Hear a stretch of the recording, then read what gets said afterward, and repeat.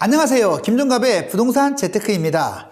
오늘은 부동산에서 아주 중요한 시세 사이클을 저와 함께 살펴볼 것입니다. 이 내용을 알게 되면 아마 강력한 충격과 함께 나에게도 절호의 기회가 올 수 있겠구나 하는 간절한 희망을 품을 수 있을 것입니다.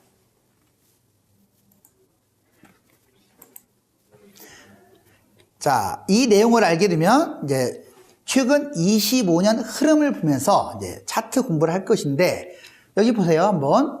이 한 구간이 4년입니다. 4년. 그러면 보통 신기하게도 4년 떨어지고 4년 올라가고, 4년 떨어지고 4년 올라가고, 이게 계속 지금 5차례 이상 반복되고 있어요. 정말 신기하죠? 이 사이클만 제대로 알아도 투자에 성공을 할 수 있다는 거예요.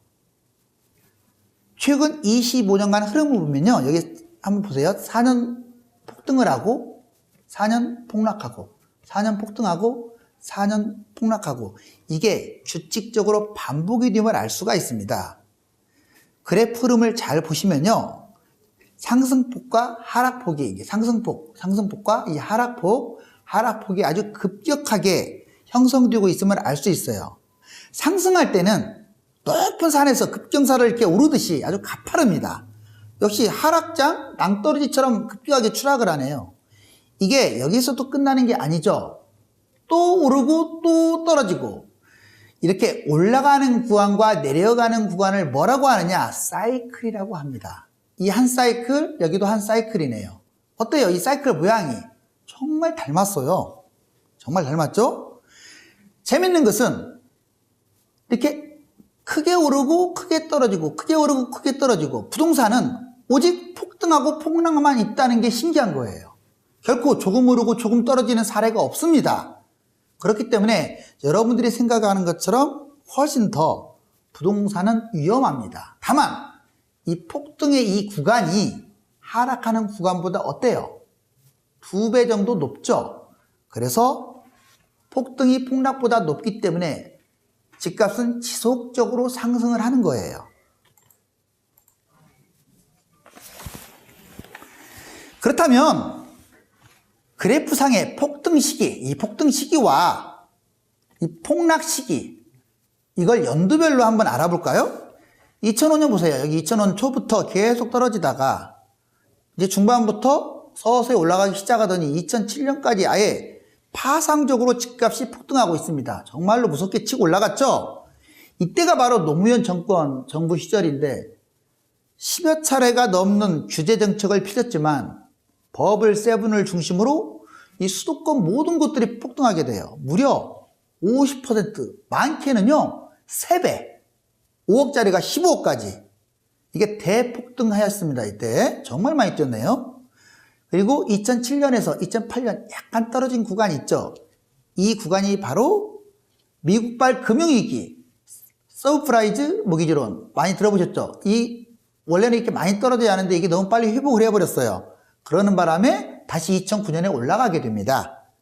그래서 2007년과 2009년이 전고점, 이 쌍봉을 형성하고 있어요. 2010년부터, 이번에는 이제 2010년이에요. 여기 2010년부터 13년 금융위기는 이미 끝났고 회복했다가 2010년부터 2013년 이 구간에 금융위기도 아닌데 집값이 무려 50% 정도 폭망하게 됩니다. 여기서 100이 뛰었다면 그 반절은 여기서 토해내게 돼요. 그 이유가 뭐냐? 그러면 2006년에서 2007년 또는 9년 이때 너무 말도 안 되게 폭등을 했기 때문에 그에 비례해서 2013년에 많이 뛴 거예요. 부동산이나 주식은요, 많이 뛰게 되면 많이 떨어지게 돼 있습니다. 즉, 상승장의 상승폭이 크면 하락장의 하락폭이 크다는 것을 알 수가 있어요. 이번에 2014년, 이제 2014년부터 2018년, 이게 현재 구간으로 아주 중요한 구간입니다. 이제 여러분들이 이 직업도로 5년 동안 집값이 올라가기만 했어요. 자, 올라간 이 구간인데 상당히 중요한 구간이죠. 자, 이렇게 폭등하다가 정체했다가 폭등하다가 정체했다가 이걸 반복하면서 계단식으로 계속 오르게 되죠. 재밌는 것은 2019년, 그러니까 2019년 바로 직전, 그러니까 이 작년 2018년 가을 9.13 대책 이후로 집값이 큰 폭의 상승을 이어가다가 서서히 꺾이고 있다는 점이에요. 처음으로 지금 2월 달이잖아요. 처음으로 3개월째 하락하고 있습니다. 이건 아주 중요해요. 지금까지 이 5년 폭등 기간에 3개월 동안 하락해 본 적이 없어요. 만약에 4개월, 5개월, 이렇게 5개월 떨어진다면 무엇으로 보느냐? 이것은 3에서 4년, 앞에서 이렇게 푹 떨어졌죠? 이 3에서 4년 떨어지는 대세 하락 구간으로 아주 위험한 구간이 될 수 있습니다. 실질적으로 지금은 대세 하락 구간에 진입했다고 볼 수가 있어요. 여기서 다시 반등이 하고 폭등하는 게 아니라 이 앞에 2010년에서 2013년 떨어지듯이 2019년부터 2020년까지 약 4년 동안 하락할 확률이 아주 높아요. 이것은 팩트입니다. 그렇다면 지금까지 2018년까지의 그래프를 근거로 미래 10년 다음 예측을 해볼게요. 방금 제가 예시했듯이 이만큼 지금 떨어진 상황이라 2022년 이 전후까지 약 4년간 폭락할 가능성이 크고요. 2023년 2년을 기점으로 해서 다시 한 4년간 대폭등할 가능성이 아주 큽니다. 여기까지 팩트를 바탕으로 해서 앞에 이 뒷부분에 부동산 흐름을 예측을 해봤어요. 그렇다면 이 사이클만이 아니라 정부 정책, 정부 정책은 크게요. 상승장의 정부 규제, 그 다음에 하락장의 규제 완화 정책이 있고, 더 떨어지면 뭐 하겠어요? 부양책 써야겠죠. 크게 규제와 완화, 부양책 세 가지로 구분이 됩니다. 이 사이클에서 보시는 바와 같이 집값이 상승하면요, 정부는 규제 뭐 한 번 나오는 거 아니에요. 보통 한 4년 있다 그러면 중간 정도 2년 차 때 규제가 나오는데 한 번으로 먹히지 않으니까 계속 릴레이식으로 규제를 펼쳐요. 하지만 집값은 계속 뛰죠. 그리고 하락장에는 어떻게 됩니까? 거꾸로 하락장에는 지금부터 아마 집값이 계속 떨어지게 되면 이제 규제 완화라는 카드를 쓰게 돼요. 이때 생겼던 규제가 하나씩 없어져요. 더 떨어지면 어떤 일이 벌어지느냐? 다 없애고요. 아예 집을 빨리 사라, 세금 혜택 주겠다, 부양책을 쓰게 됩니다. 정부 정책 정말 중요합니다. 집값이 폭등하면요, 당연히 규제를 반복해서 내놓고 집값이 폭락하면 어떻게 했어요? 규제를 완화하겠죠. 더 많이 추락하면 부양책을 쓰겠죠. 2006년에 2006년에서 2007년 이때 노무현 정부인데 이때 집값을 잡기 위해서 정말 수십 차례의 규제를 내놓았어요.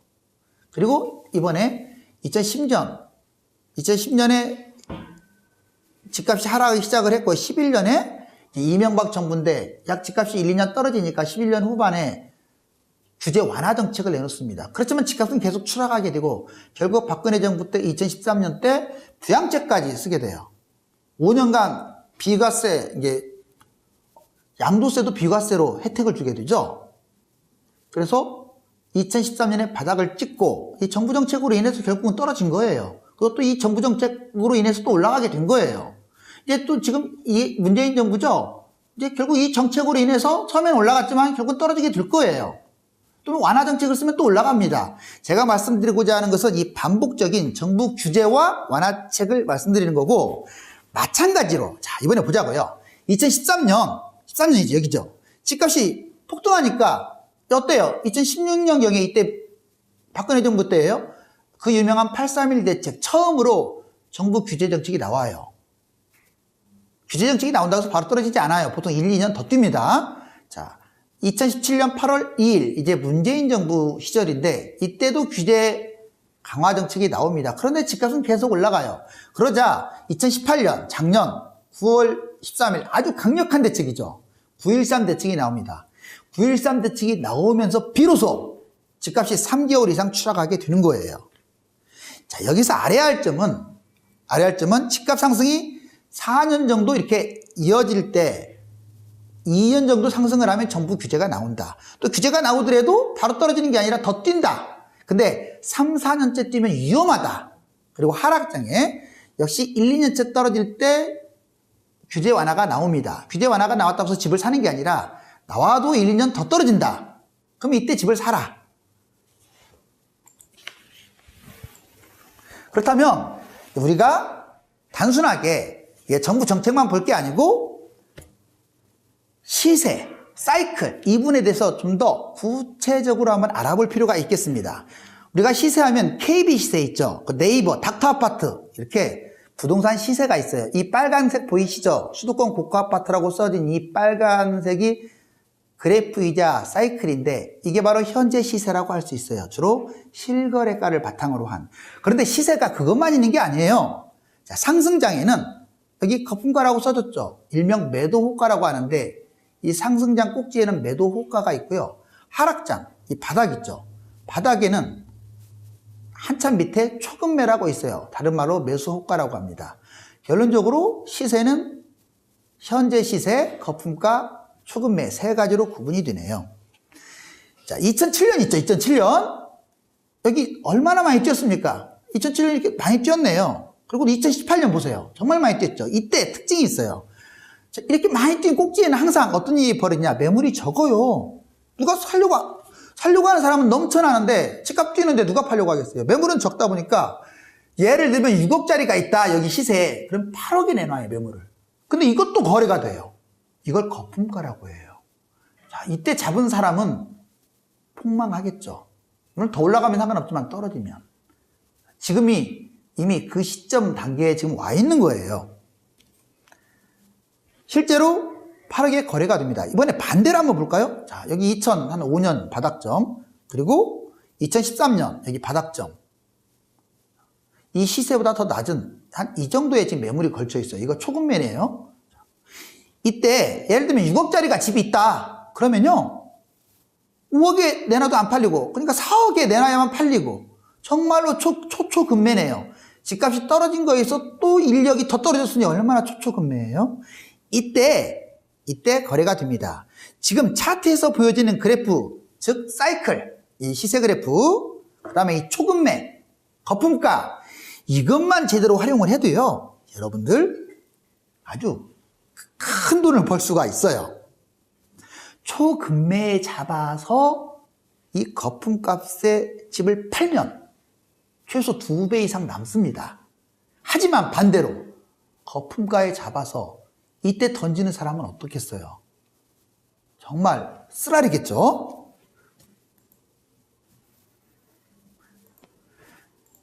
지금 이제 단순하게 수도권 고가 아파트만 볼 게 아니라 이제는 서울과 경기도 수도권의 저가 아파트 그리고 아파트가 아닌 비아파트 세 가지 형태의 부동산 시세 사이클 한번 볼까요? 수도권 고가 아파트 아까 봤지만 폭등하고 폭락하고 폭등하고 폭락하고 폭등하고 폭락하고 탄탄탄탄 이렇게 가는데 수도권 저가 아파트 보세요. 이거 어때요? 그래프 보니까 이 연두색과 빨간색을 한번 비교해 보세요. 차이가 있나요? 그렇죠. 자 보면 이 빨간색 그래프는 많이 올라가고 많이 떨어지네요. 시원시원해요. 근데 이 연두색 수도권 저가 아파트 대략 한 6억 7억 평균가 이하니까 이런 아파트들은 덜 올라가고 덜 떨어져요. 덜 올라가고 덜 떨어지고. 그럼 누가 투자 가치가 더 있을까요? 당근 고가 아파트가 더 있어요. 왜? 많이 떨어져도요. 안 팔면 돼요. 근데 다음 상승장에 올라가는 폭을 보세요. 연두색이 따라오지를 못하잖아요. 이번에 끝으로 비아파트라는 게 있어요. 비아파트는 아파트가 아닌 거. 빌라, 오피스텔, 주로 아파텔, 주거용 오피스텔을 말하죠. 아파텔. 그리고 도시형 생활주택. 이런 것들은요. 이 수도권 저가 아파트보다 어때요? 비교하니까. 이 파란색 비교하니까. 훨씬 더 완만하죠. 또는 나홀로 아파트도 뭐 아파트긴 하지만 한 동, 두 동짜리니까 비아파트로 해석을 해도 돼요. 정말 올라가지도 않고 떨어지지도 않네요. 결론적으로 우리가 투자 수익으로 접근한다면 이 빨간색 그래프인 수도권 고가 아파트, 그 다음은 여기 수도권 저가 아파트, 비아파트 순으로 투자 가치가 있다.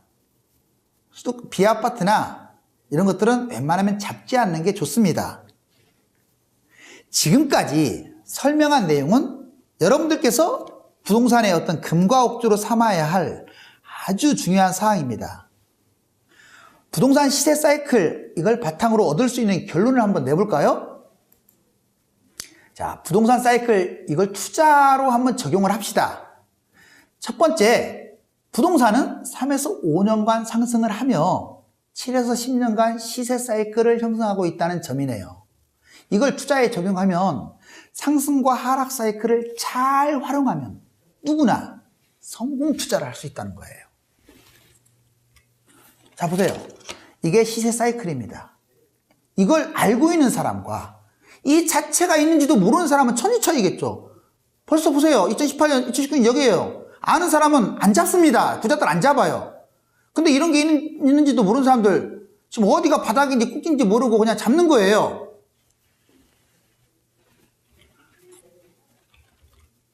두 번째, 부동산은요, 폭등과 폭락이 규칙적으로 반복됩니다. 그쵸?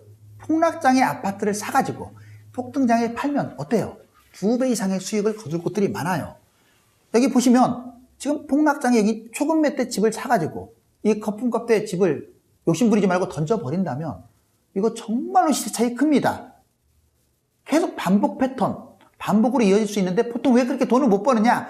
끝까지 부동산을 소유하거나 아니면 더 올라갈까봐 팔지 않거나 뭐 이런 여러 가지 이유 때문에 부자가 되기가 쉽지 않네요. 셋째, 정부의 부동산 정책은 부동산 흐름에 따라 바뀔 수가 있죠.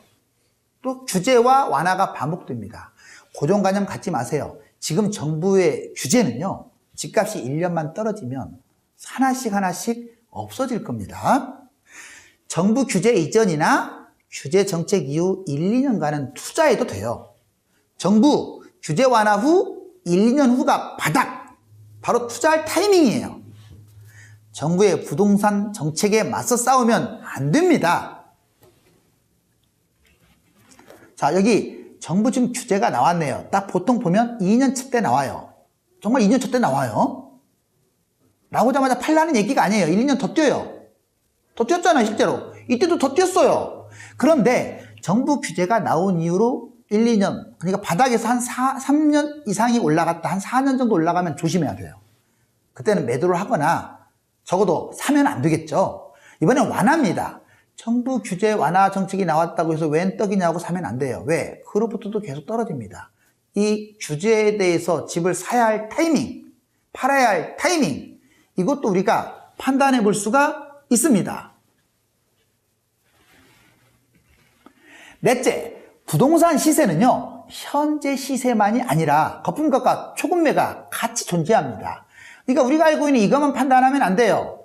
상승장에는 상상을 초월한 거품값이 나오니까 위험하고, 또 하락장에는 상상을 초월한 싼 가격의 매물이 나오니까 좋은 겁니다. 상승장의 현재 시세보다 훨씬 높은 거품값의 집을 팔아야겠죠. 하락장에는 현재 시세보다 훨씬 낮은 초급매로 집을 사면 최고의 투자 수익 누구나 얻을 수 있는 거예요. 여기 보세요. 자, 이때 팔고 이때 사라는 거예요. 그러니까 이 거품가와 초급매를 제가 설명한 이유가 있는 거예요. 마지막으로 수도권 고가 아파트, 저가 아파트, 비아파트 순서로 시세 차익이 발생합니다. 무슨 얘기냐? 하락장에 많이 빠지더라도 상승장에 많이 오르는 고가 아파트가 더 많이 간다는 거예요. 그 고가 아파트를 바닥에 잡기 위해서 노력하는 것, 이게 투자 수익의 꽃이거든요. 볼까요? 자, 여기 보시면 여기 빨간색, 녹색, 파란색 아까 설명해 드렸잖아요. 고가 아파트는 많이 떨어지는 대신에 결국 어차피 많이 올라가요. 팔지만 않으면. 수익은 최고입니다. 그런데 이 비아파트나 저가 아파트처럼 덜 떨어지더라도 덜 올라가는, 이게 상대적으로 투자성이 적다는 거겠죠. 이런 아파트를 잡으면 안 됩니다. 부동산 투자로 성공을 하는 것은 결코 어렵지 않습니다. 오늘 저와 함께 열공한 부동산의 폭등과 폭락이 반복되고 있다. 이 유튜브를 반복해서 보시고 부동산 시세 사이클에 대한 제반사항을 숙지한다면 최고의 투자자가 될 것입니다. 김종갑의 재테크 부동산 구독 신청, 추천 꾹, 알림 설정 부탁드리겠습니다. 감사합니다.